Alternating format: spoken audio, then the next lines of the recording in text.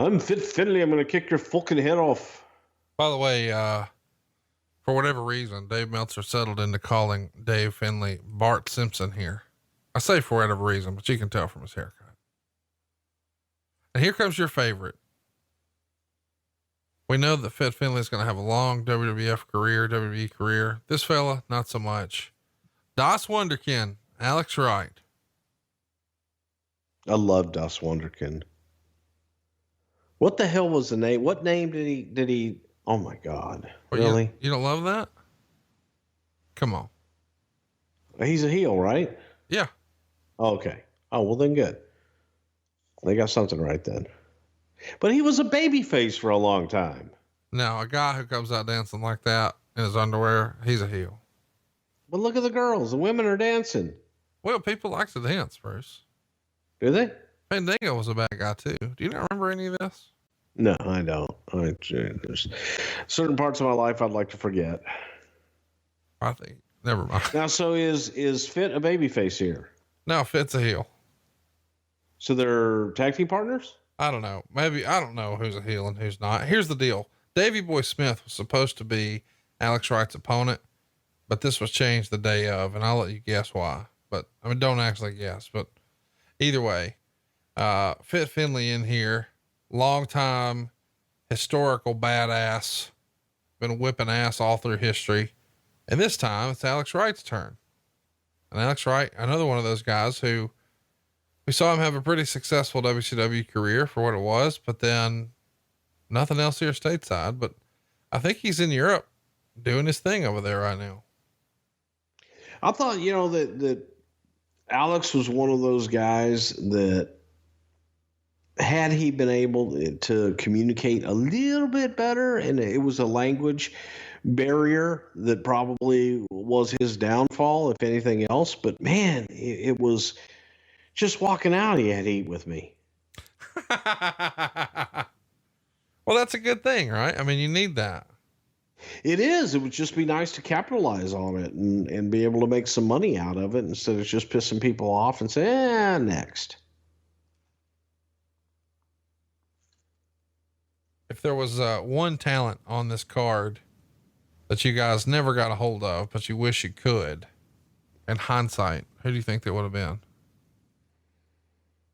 I know you haven't seen the whole thing, but I'll just run through the names. Jericho, Raven, Wrath, Ming, Disco, Juventud, Alex Wright, Fit Finlay, Perry Saturn, Lodi, Billy Kidman, Rick Steiner, Buff Bagwell, The Giant, Scott Steiner, Scott Hall, Kevin Nash, Bret Hart, Sting, Hogan, Warrior, Goldberg, DDP. Well, people that we didn't have of everybody there that I think we could have done something with would probably be Alex Wright. I think so too. The rest of them either had their run there and or would have the run there, but Alex Wright was one that we never actually got to try and do something with. Well, you know what? I take that back. You go Alex Wright and I'll go Disco Inferno. Okay. That's fair enough. But Alex had, international appeal as well and could have done some big things overseas, which is the same reason that WCW wanted him at the time. Fit Finlay is a hell of a worker, and I think that the son of a bitch actually got better as he got older. Isn't that crazy too? But I agree with you, but it's one of those deals where I feel like that may be exclusive to like him and Dustin Rhodes, where somehow as they got older, they got better. I know you probably haven't seen a lot of Dustin stuff lately, but Dustin's last matches in WWE, I thought he was working as good as he ever was. No doubt. And Fit Finlay's just a mean son of a bitch in real life and in the ring. So it was, going back and watching his stuff when he used to work for Otto Vons and watching his dad, there's a sadistic art to what he did. And the matches that Regal had with Fit Finlay, going back to the what the hell was the deal they had? It was a hardcore match in the parking lot. It was a parking lot brawl. Oh yeah. It was like the Junkyard Invitational. Yeah, where they didn't gimmick anything and they just went out and beat the living shit out of each other. And Regal would always talk about that and made me watch it. And I was like, holy shit. the business is supposed to be a work. And they just went out and beat the living crap out of each other. Yeah, they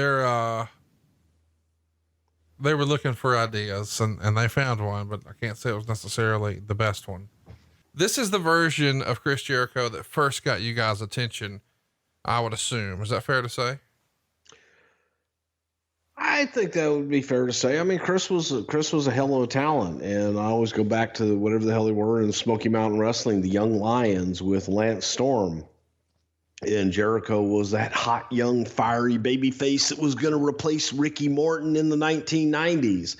And here Chris was making waves, and actually you got to hear some of his mic skills, and you got that smart assness of him coming through. And Chris, I think for the first time in his career at this point, was really become a player that people were talking about. Sometimes it really is just a matter of sort of finding yourself, because it does feel like for a long time when he first came over, he was still trying to figure it out. But man, when he starts firing here on all cylinders as a bad guy, this is good stuff. This is going to be a good match too. They're going to go 7 minutes and 49 seconds. It's a 3-star match. We talked a little bit earlier about how this show is going to go off the air. Meltzer would recap this, but when? Soon? Do you realize that you make us sit through 3 hours of shit every single Monday, and you've only managed to make it an hour here and you're already tapping? Well, we've already done 4 hours of this. This will be the longest show we ever did. Well, don't worry. In a minute, we're going to do a draft. Okay, good. God, this is about to pick up and shit. Goddamn, I love doing these with you. Okay, good. Now, what appears to be a 7-figure catastrophe will ironically be viewed by people who see pro wrestling as nothing more than a Monday night ratings battle as a brilliant maneuver. It wasn't either brilliant nor a maneuver, but the result of approximately 25% of systems shutting off the Halloween Havoc pay-per-view early, and WCW putting the Goldberg DDP title match on free Nitro the next night, was that Goldberg and Page broke the all-time cable television record by doing a 7.18 and a 10.2 share, which is 5.3 million homes and approximately 7.78 million viewers. And that's even bigger than the old Hogan Goldberg title change. From wasn't bigger than Alex Wright's victory there. My God, dance, baby, dance.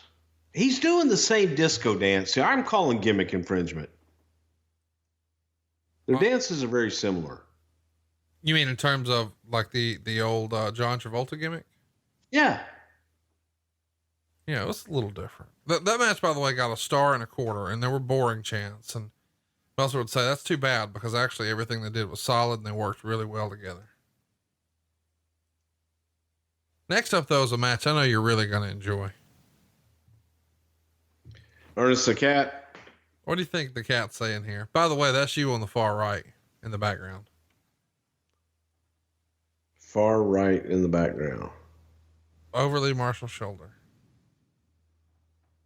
The Yeti? Oh my God, you know about the Yeti? Everybody knew about the Yeti. What'd you think? That was 3 years prior to this Halloween Havoc. What'd you think about the fucking Yeti? Somebody call my mama. Is that what the Cat's saying? Yes. Cat, black belt Hall of Famer as well. Not a 3-time black belt Hall of Famer like me, but a black belt Hall of Famer too. In real life, Ernest the Cat Miller would beat the shit out of you. In unreal life, he'd beat the shit out of me too. But...